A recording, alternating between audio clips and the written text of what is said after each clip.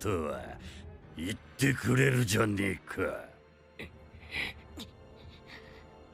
どう？お前が言うほどでもないさ。俺は十分頭にきてる。お前らのやってきたことを考えてみろ。What's up, everybody? We're going to take a look at a Doflamingo list here. Doflamingo is one of the best decks in OP09 right now, and let's take a look at what I'm running. Set that off to the side here. First, we're going to take a look at the 2Ks. We're going to be running 12 2Ks. First, we're going to be running 4 copies of the Buggy from the starter deck. It allows you to look at the top 3, rearrange, either keep all 3 on top or put the 3 on the bottom. This is a great way to set up the leader effect, but also just a nice searchable 2K in the deck as well. Next, we're going to take a look at our next set of 2Ks. This is a body we can put into play, and not a very bad body to put in play either, as this is the Mihawk from the starter deck. This is both from the original starter deck and from the new starter deck. This card dropped in price quite a bit, but it's a 2K, Dawn ×1, when attacking, draw 2, and then trash 2. So it's a good way to search for some of your strong cards or some potential ways to interact with the board, depending on your matchup. But still, just a very solid 2K to put into play, or just a 2K to keep in hand. And then finally, we've got Crocodile. Crocodile being from OP07. This 4 cost 5,000 power, 2K counter. On play, I can pay 1 and return a 2 or less to its owner's hand. We're not typically going to be using this on play effect. Instead, this is mostly just going to be maybe something we put off the top for value, but mostly going to be a 2K in hand. Next, let's take a look at the utility cards of the deck. First, starting off with 4 copies of Sengoku. Sengoku is going to allow us to find some of our big hitters in this deck. A lot of our 7 Warlords cards are very formidable and kind of fuel a lot of our synergies, so being able to easily search those in the early turns of the game is pretty dang strong. Next, the premier way to look at the top 5 cards of the deck is through Perona here. Perona being one of the best 1-drops you can play in the deck, especially if you end up going first. This allows you to look at the top 5 cards of your deck and rearrange those or put them on the bottom, allowing you to kind of map out your turns as you play. Very, very great card. It's also a 1K counter. Then, one new addition to the deck is Marshall D. Teach. This is from the starter deck here. Marshall D. Teach, 2 cost 3,000 power, 1K counter. Activate main once per turn. You can place 1 card from your hand on top of your deck and then attach 2 Rested Dawn to your leader or one of your characters. So this enables Dofi's ability on a stick. So a great way to just easily set up your plays. If you've got Weevils stuck in hand, you can use this to put them on top and immediately allow you to be very Dawn efficient and be very aggressive. This is a great card to play if you want to be playing the more aggressive style of Doflamingo, especially if you're, again, forced to go first. This is also a great turn 2 play on the 2 Dawn or on the 3 Dawn if you don't have a Perona on 1. Then, to finish out the utility here, we've got 2 copies of Pudding. Pudding being a very, very polarizing card in it to a degree that people just play around it whether or not you're actually playing it. Pudding, if you don't know what it does, 4 cost 4,000 power, 1K counter. On play, your opponent shuffles their hand to their deck and then draws 5 cards. So very good against decks that have very large hand sizes. More often than not, if you're playing a blue deck, your opponent's already going to be countering out of extra things to try to keep their hand low. So the fact that this card exists is enough pressure already. Very, very strong. Next, let's look at the main core package. And first off, you can't be playing Doflamingo without our 4 Edward Weevils. 4 cost 6,000 power. No counter on this one, but on play, draw 1 card. This is the premier card that we want to put into play off of both Doflamingo's ability as well as the next card we're going to talk about, and that is Jinbei. Alright. We've got good old 4 cost Jinbei, arguably the strongest card in the Doflamingo list. 4 cost 5,000 power, 1K counter. On play up to 1 7 Warlords of the C-type character card with a cost of 4 or less from your hand into play. Does not play at rested, puts it straight into play, so it allows you to set up your board while also protecting your characters from your opponent's wings.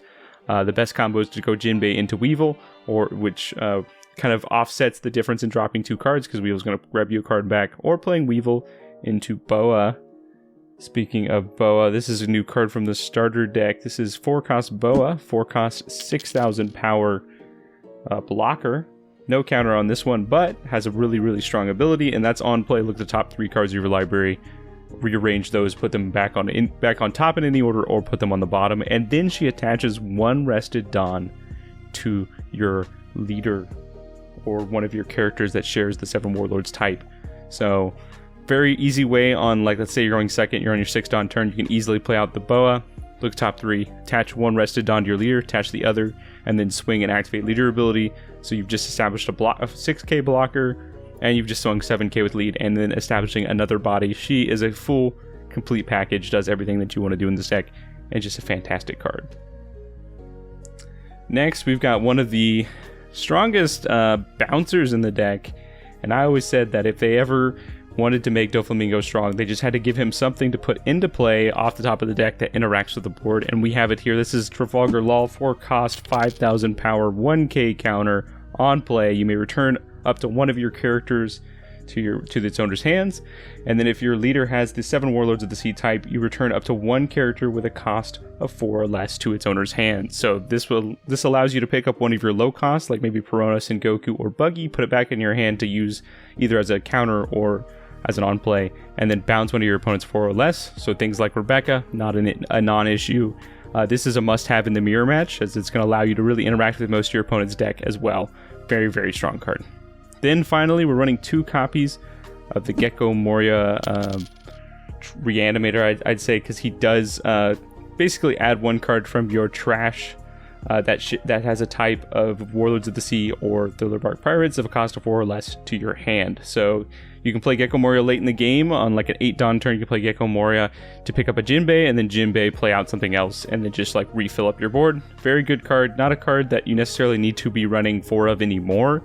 In previous lists, you wanted to run 4 of, but this deck list has gotten so absolutely tight. You really just have to cut the corners. And this is one card that just, he's really good when you need him, but sometimes he's just not a very solid body, and so having all these others at 4 up is very important.